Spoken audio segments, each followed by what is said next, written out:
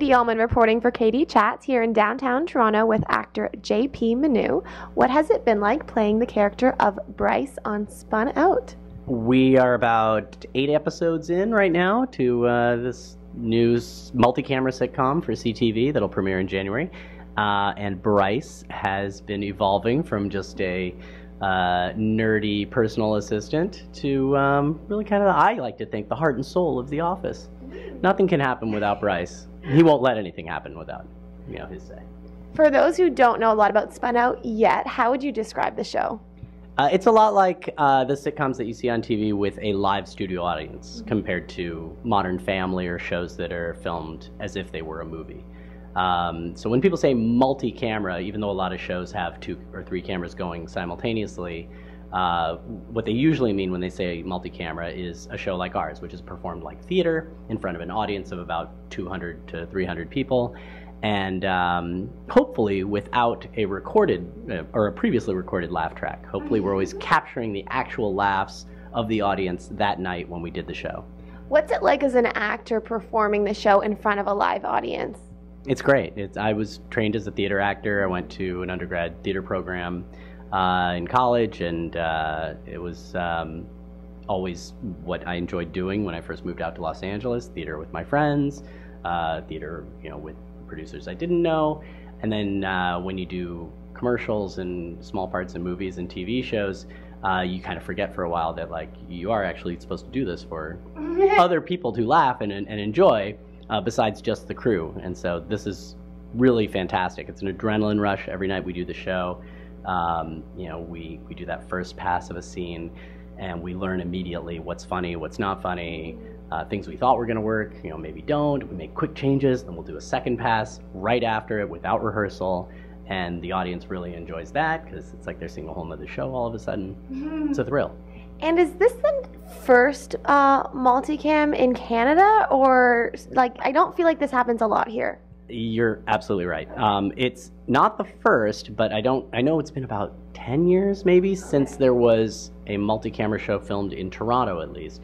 I think there's been 1 or 2 in Vancouver, but it's certainly an anomaly here because they didn't even have the rolling pedestal cameras and the big boom mics that move with us across the stage floor anywhere near Toronto. So we actually had to rent everything from LA, have it brought out on trucks, and we've been doing our show with borrowed equipment. Hopefully we'll get to do this show for more than just the 1 season, and we'll be able to justify buying our own equipment. What's it like working with Dave Foley?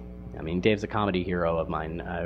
All through college, my friends and I would watch Kids in the Hall, and when they would have reunion shows every now and then, I would go and watch their live shows if it was in Los Angeles or Chicago. So yeah, it's really wonderful to get to collaborate with him and invent comedy bits with him on our show. You've had a very successful career as an actor, over 80 commercials. You're well known for your role on Community, Bones, and Stone, many, many more. And you also direct and write as well. How do you transition between the different mediums?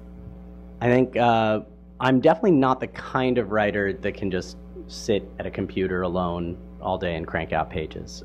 So the transition for me from something really collaborative, like being an ensemble cast member and finding comedy moments that maybe aren't in the script, isn't that different from collaborating with another writer and taking on different character voices and bouncing lines of dialogue off each other. So it's not. I think when I'm acting, I'm often pretending I'm a writer or pretending I'm a director. So it's not that different for me to shift gears. And how did you book over 80 commercials? I mean, I can't even book one. And maybe this is a bit of advice for actors everywhere, but the sooner you figure out what it is that you do better than everybody else, or whatever the thing is about you that's immediately identifiable as being unique, the better, because then you can start to play that up. Or for me, it was I think I was doing a show, and I was being thrown out of a prop car door or whatever. We were supposed to be driving, and I had a big overbearing wife, and she just one-handed threw me out of the car. And I quickly learned that people thought it was hilarious to see me get hurt. So something about my vulnerable face and little, somewhat flexible body meant that they didn't feel sorry for me. They just thought it was funny. And so I started playing a lot of bellhops and elevator operators, and people would be in a little uptight suit, but carrying lots of suitcases and things. That was, I think one year I probably played 4 elevator operators, on commercials. And that was, you like to think you can play any character, but for commercials, you really want to be able to own a small niche of the character world. If it's, you're a girl and you give the perfect sigh when you bite into a sandwich or something, yeah, you're going to work a lot in commercials.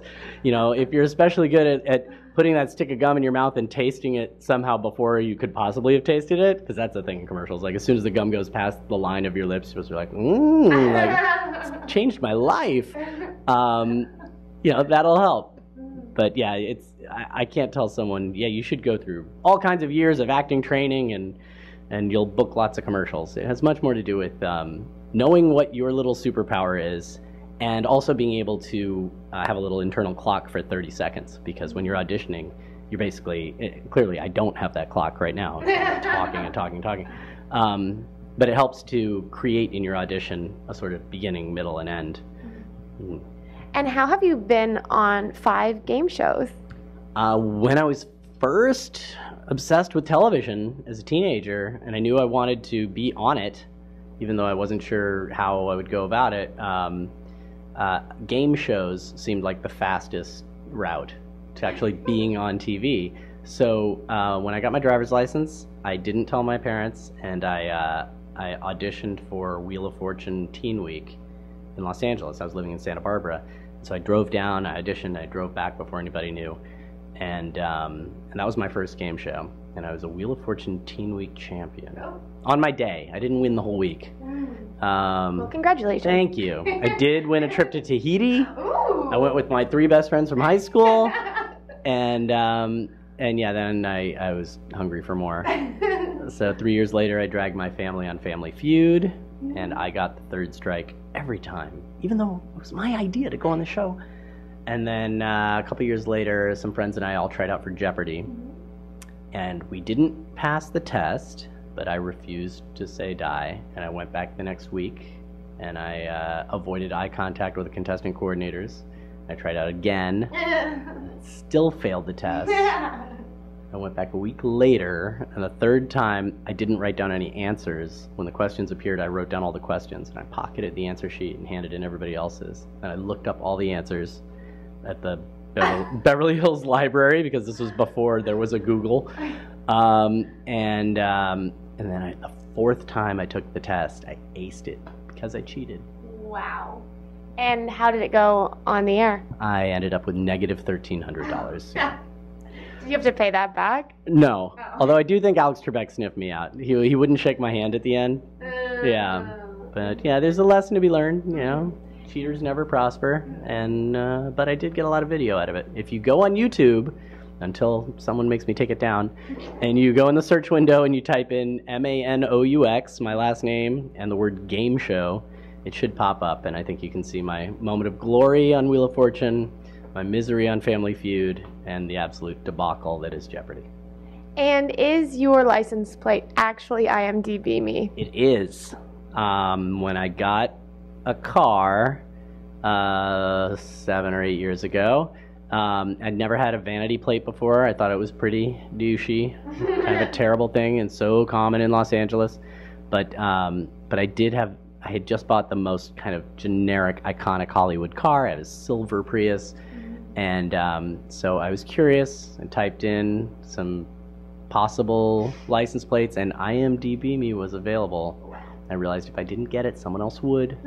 So I consider it not only something I'm proud of, but an investment in the future. Someday somebody may want to buy it from me, and I'll be glad I have it. And what has it been like living here in Toronto now while you're shooting Spun Out and being surrounded by the Toronto television and film community?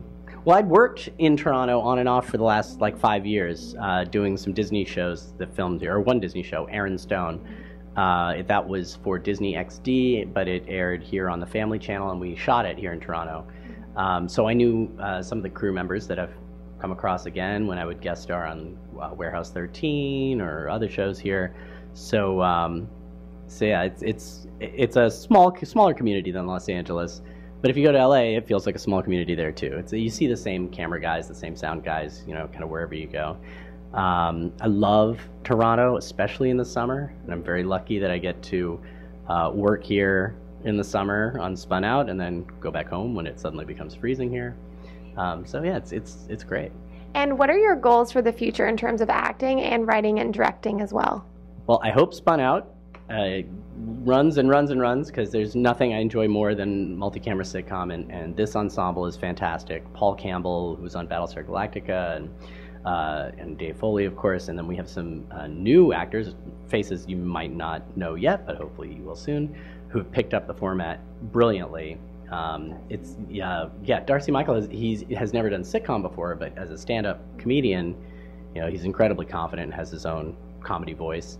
You know, Becky Dalton is beautiful and hilarious, and Al McAdam was on a show called Radio Free Roscoe that I didn't know here in Canada, but he has a following, because I know every night people come out of the audience and want his autograph for that show.